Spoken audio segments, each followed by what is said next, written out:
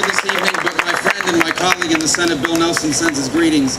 He is an extraordinary supporter of Israel, and I know he wishes he could be here tonight, so I think I could speak on his behalf when I tell you that together we firmly stand with Israel in the United States Senate with most of our colleagues. And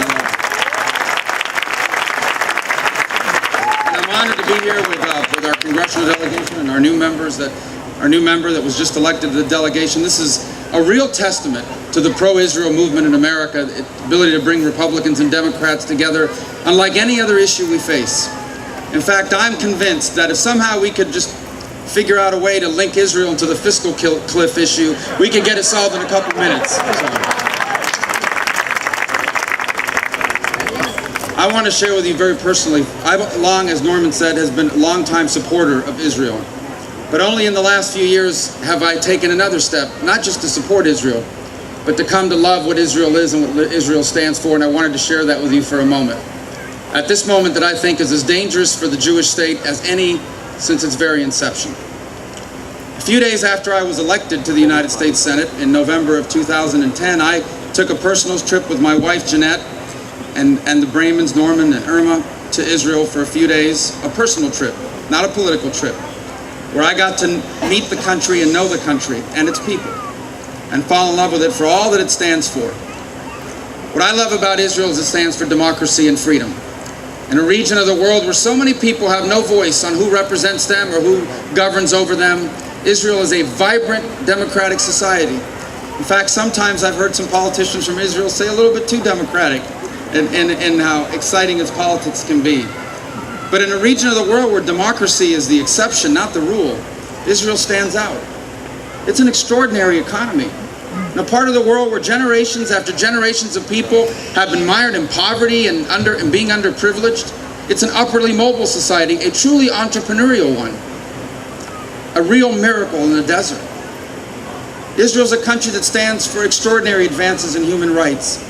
In a region in the world where some women, they can't even drive, much less be able to advance professionally. There are countries in that region of the world where little girls are not allowed to go to school, where other faiths are not respected. You look to Israel and the extraordinary advances it has made in human rights and the example that it is to the world. There's another very personal reason why I've come to love Israel so much, and that's the respect that it has for all faiths.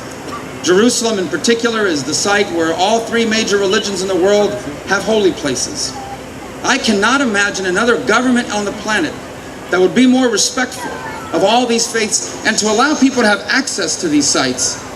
Believe me, there are countries in that part of the world, as a Christian, for example, that won't allow Christian churches to be built, where converting to Christianity is punishable by death. The idea that somehow governments with people who think like that would one day be able to govern over any portion of the Jewish capital of Jerusalem is unthinkable, unacceptable, and it must never happen.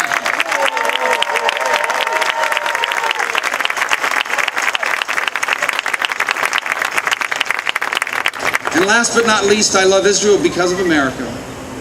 Because we have no better friend in the world. Because time and again, when America's interests have been threatened, Israel has stood with America. Time and again, when America has faced conflict and trials, Israel has stood with America. Time and again, when the United States has been opposed at international forums for standing up for human rights and the dignity of all people, Israel, sometimes alone, has stood with America. And so I hope the message here tonight is very clear. That we may disagree about a lot of things in America, but there's one thing that we're united behind, Republican and Democrat alike. And that is that because Israel has stood with us, America stands with Israel. God bless Israel.